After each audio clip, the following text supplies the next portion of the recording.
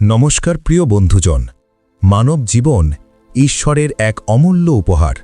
এই জীবন কেবল ভোজন, ধনসম্পদ অর্জন কিংবা সাংসারিক ভোগবিলাসের জন্য নয়। এই জীবন এসেছে আত্মার উন্নতি ও পরমাত্মার সান্নিধ্য লাভের জন্য। কিন্তু প্রশ্ন হল, ঈশ্বর লাভের সবচেয়ে সহজ পথ কোনটি? তা কি কঠিন যোগ সাধনা? তা কি অগ্নিহোত্র, যজ্ঞ কিংবা মহা তপস্যা? নাকি কেবল জ্ঞানী ও ঋষিমণিদের জন্যই এই পথ খোলা? না, মোটেও নয়। শাস্ত্র ও সাধকরা একমতে বলেছেন, এই কলিযুগে পরমাত্মার কাছে পৌঁছানোর সবচেয়ে সহজ, সবচেয়ে সুলভ ও সবচেয়ে কার্যকর উপায় হল নামস্মরণ। বন্ধুরা, নাম কোনো সাধারণ শব্দ নয়, নামই ঈশ্বরের শক্তি। যখন আমরা ঈশ্বরের নাম উচ্চারণ করি, হোক তা রাম, কৃষ্ণ, হরি, শিব বা নারায়ণ, তখন আমরা তাঁরই ঐশ্বরিক উপস্থিতি আমাদের অন্তরে ডেকে আনি। শাস্ত্র বলে, নাম ও নামীর মধ্যে কোনো ভেদ নেই। যেমন আগুনের নাম উচ্চারণ করলে হাত পড়ে না, কিন্তু আগুন স্পর্শ করলে সঙ্গে সঙ্গে তার প্রভাব পড়ে। কিন্তু আশ্চর্যের বিষয় হল, ঈশ্বরের নাম কেবল উচ্চারণ করলেই অন্তরের গভীরে পরিবর্তন শুরু হয়। আমাদের মন অত্যন্ত চঞ্চল। গীতায় অর্জুনও শ্রীকৃষ্ণকে বলেছিলেন, হে কৃষ্ণ, মন বড়ই অস্থির, দুর্বল এবং দমনে কঠিন। তখন ভগবান উত্তর দিয়েছিলেন, অভ্যাস ও বৈরাগ্য দ্বারা মনকে জয় করা যায়। এই অভ্যাসই হল নাম জপ। যেমন একটি দুষ্টু বানরকে বারবার এক দড়িতে বেঁধে রাখলে সে ধীরে ধীরে শান্ত হয়ে যায়, তেমনি মনকে যদি বারংবার নামের সঙ্গে বেঁধে রাখা যায়, তবে সে স্থির হয়ে পড়ে। বন্ধুরা, নাম জপ শুধু আধ্যাত্মিক সাধনা নয়, মানসিক শান্তিরও সহজতম উপায়। আজ মানুষ দুশ্চিন্তা, প্রতিযোগিতা, ভবিষ্যতের ভয় ও অনিশ্চয়তায় ভুগছে। কিন্তু যে ব্যক্তি নিয়মিত নামস্মরণ করে, তার অন্তরে এক আশ্চর্য প্রশান্তি নেমে আসে।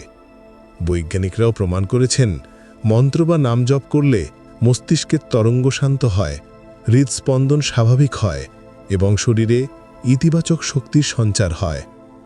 আমাদের মহাপুরুষরা সকলেই নামের মাহাত্ম্য গেয়েছেন।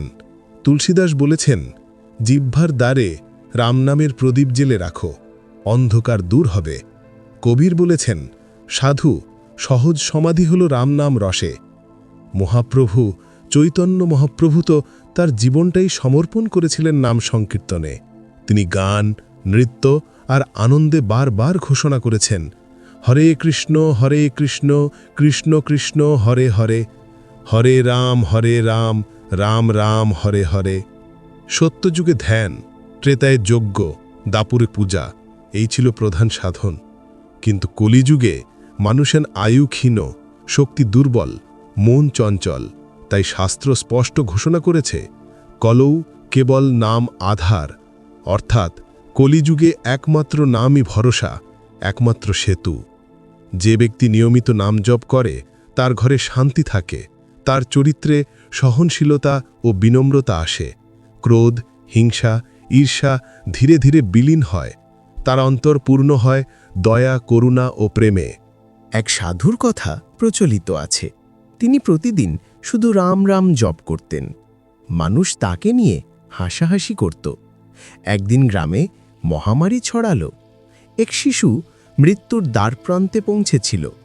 সেই সাধু শিশুটিকে কোলে তুলে শুধু বললেন, রাম রাম। আশ্চর্য, সেই শিশুর প্রাণ ফিরল। তখন মানুষ বুঝল, নাম জপ কোনো সাধারণ ব্যাপার নয়, এটি এক অপার শক্তি।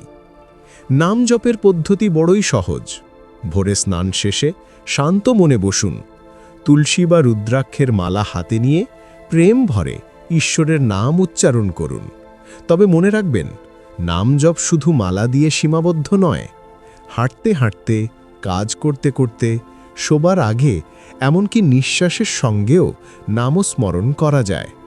গীতায় ভগবান শ্রীকৃষ্ণ বলেছেন, যে অন্তিম কালে আমার স্মরণ করে দেহ ত্যাগ করে, সে নিঃসন্দেহে আমাকে লাভ করে। তাই যে জীবনে নাম জপ করে তার শেষ মুহূর্তেও নাম সহজে স্মরণ হয়। বন্ধুরা, অর্থ, সম্পদ, সম্পর্ক, সম্মান সবই ক্ষণস্থায়ী, কিন্তু নামই সেই অমৃত ধন যা মৃত্যুর পরেও সঙ্গী হয়ে। শম্পরা বলেছেন, রাম নাম অমৃতধারা, যে পান করে সে অমর হয়। তাই প্রিয়জন, জীবন ছোট, সময় সীমিত, মৃত্যু অনিশ্চিত। আজ থেকেই শুরু করুন নাম স্মরণ। যে নাম আপনার হৃদয়ে প্রিয়, রাম, কৃষ্ণ, হরি, শিব, নারায়ণ, তাকে আপনার জিহ্বারে ও হৃদয়ে স্থান দিন। এ নাম হবে আপনার প্রকৃত সহচর। এ নাম আপনাকে দুঃখ থেকে মুক্তি দেবে, মনে শান্তি আনবে, আর শেষ পর্যন্ত আপনাকে নিয়ে যাবে পরমাত্মার সান্নিধ্যে। যদি এই বার্তা আপনার হৃদয় স্পর্শ করে, তবে দয়া করে অন্যদের সঙ্গেও ভাগ করুন। আর হ্যাঁ, আমাদের এই চ্যানেলটি সাবস্ক্রাইব করুন, যাতে এইরকম আরও আধ্যাত্মিক বার্তা আপনার কাছে পৌঁছে দিতে পারি। ধন্যবাদ। জয় শ্রীরাম, জয় শ্রীকৃষ্ণ। ওম।